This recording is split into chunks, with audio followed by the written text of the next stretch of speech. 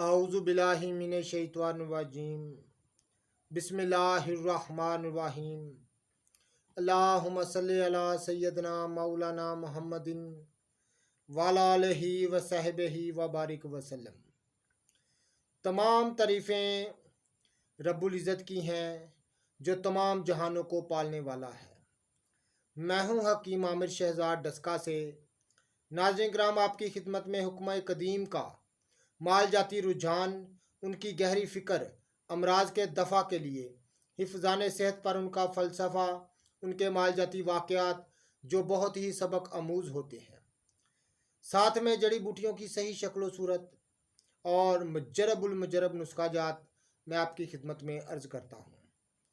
जितने भी मेरे दोस्त अहबाब चैनल पर नए हैं वो चैनल को सब्सक्राइब ज़रूर किया करें, बेल आइकन को ज़रूर प्रेस किया करें ताकि हर नई आने वाली वीडियो का नोटिफिकेशन आपको मिलता रहे। नाज़रीन किराम, इस वीडियो में हम बात करेंगे इस्कात पर, वो भी हकीम बू अली सीना की शोहरा फाक तसनीफ़ से, अल कानून फिल तिब से। इब्ने सीना ने इस बाब पर क्या लिखा है आपकी खिदमत में अर्ज़ करते हैं। फ़ी ज़माना इस्कात इस कदर आम है कि बहुत सारे ख़ानदान जो हैं इस मर्ज़ से परेशान हैं।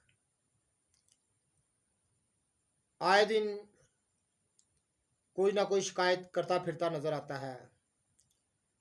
तो नाज़रीन किराम, इस मर्ज़ से अल्लाह की पनाह चाहिए। इस्कात की सही वजूहात क्या हैं, इब्ने सीना ने इसको आप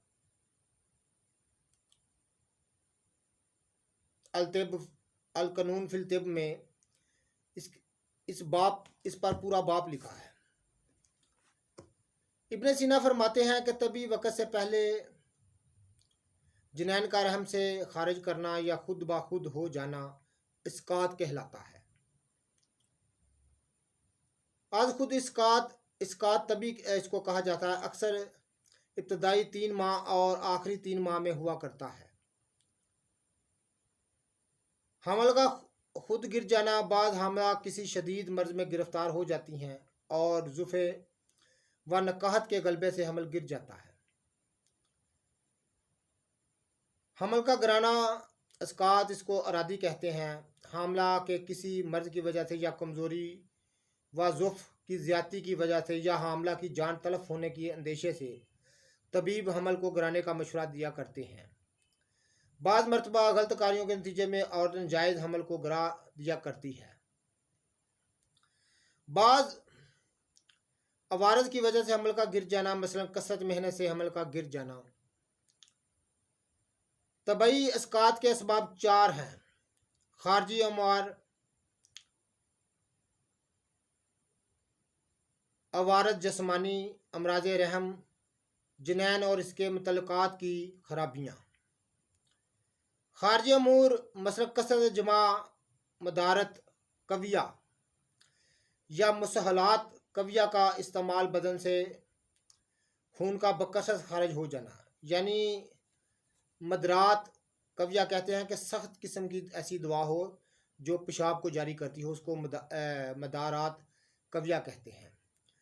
मुसहलात कविया का मतलब ये है कि सख्त किस्म का जो जलाब होता है उसको इस्तेमाल करना, इसको मुसहलात कविया का कहा जाता है। बदन से बकसरत खून का खारिज हो जाना, हरकत व रियाजत कविया, मतवातर फाका कशी, बैरूनी सदमा और चोट का पहुँचना, कसरत गम व गुस्सा वगैरह।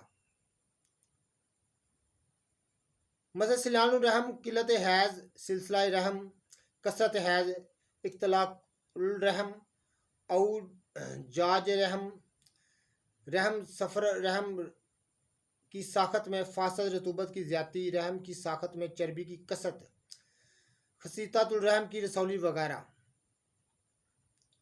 जिनैन और इसके मुतल्लक़ात की खराबियाँ, मसलन अनौल की साखत की चर्बी में बदल जाना, रतूबत, जिनैन की ज़्यादती, झिल्लियों का तनाव, जिनैन का ज़्यादा कवी होना, रहम में जिनैन का मर जाना, जिनैन की कमज़ोर व लागरी, इसका कोई मर्ज़ مشیمہ کا تعلق رحم سے کمزور ہونا، جنین کی رطوبت با جانا وغیرہ۔ یہ ابن سینا کی القانون فی الطب سے میں جو اس کی تحریر ہے اسقاط پر، وہ آپ کی خدمت میں عرض کر رہا ہوں۔ بعض عورتوں کو بلا کسی نمایاں سبب کا ایک خاص مہینے میں اسقاط ہو جایا کرتا ہے۔ بعض عورتوں کے بچے ایک خاص مہینے میں پیٹ کے اندر مر کر گر جاتے ہیں۔ اسقاط سے پہلے حاملہ کی طبیعت سست ہوتی ہے، اعضاء شکنی ہوتی ہے، پشت خاصر اور پیڑوں میں گرانی محسوس ہوتی ہے۔ اس کے بعد درد شروع ہوتا ہے، پھر رحم میں تھوڑے تھوڑے وقفے کے بعد انقباض ہوتا اور درد میں زیادتی ہوتی ہے۔ رحم سے سیلان خون شروع ہوتا ہے، بعض جریان خون کم اور بعض میں جریان زیادہ ہوتا ہے۔ پستان کی سختی زائل ہو جاتی ہے، اس کا حجم گھٹ جاتا ہے۔ جب اسقاط کا وقت بلکہ قریب ہوتا ہے تو اکثر حاملہ کے سر پر گرانی اور آنکھوں کے سامنے اندھیرا سا چھا جاتا ہے۔ آنکھوں کے حلقہ میں درد اور بدن میں لرزہ پیدا ہو جاتا ہے اور بعض اوقات خفیف بخار بھی آ جاتا ہے۔ عوارض اسقاط کے بعد شمیمہ اگر 2-3 دن تک رحم سے خارج نہ ہو تو وہ رحم کے اندر متفن ہو جاتا ہے۔ اس وقت جو رطوبات اور خون رحم سے بہتے ہیں ان میں سخت بدبو ہوتی ہے اور کبھی مشیمہ کے متفن ٹکڑے خون وغیرہ کے ساتھ خارج ہوتے ہیں۔ اس دوران میں متفن مادے کا زہر خون کے ذریعے تمام بدن میں سریعت کر جاتا ہے، جس کی وجہ سے امراض فساد خون، سرخ بادہ، جمی ہادہ اور سرسام تک نوبت پہنچ جاتی ہے اور آخر میں مریضہ کے ہلاک ہونے کا اندیشہ ہوتا ہے۔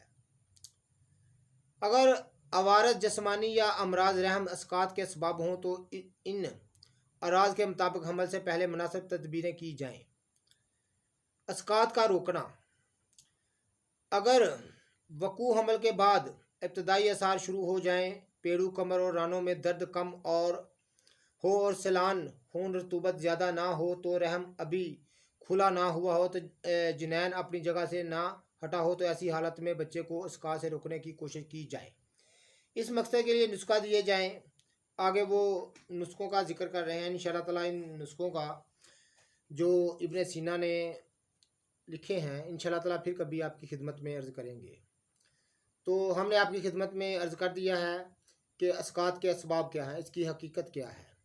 تو ایسی ہی حکمت بری باتیں حکمہ قدیم کی آپ کی خدمت میں عرض کرتے رہیں گے۔ تو ناظرین کرام، جتنے بھی میرے دوست احباب چینل پر نئے ہیں وہ چینل کو سبسکرائب ضرور کیا کریں، بیل آئیکن کو ضرور پریس کیا کریں تاکہ ہر نئی آنے والی ویڈیو کا نوٹیفیکیشن آپ کو ملتا رہے۔ جس کسی دوست احباب نے میرے ساتھ بات کرنی ہو، میرا نمبر ہے 03068598 098۔ اس نمبر پر آپ رابطہ کر سکتے ہیں۔ ویڈیو کو شیئر ضرور کیجیے گا، لائک کیجیے گا۔ اللہ حافظ۔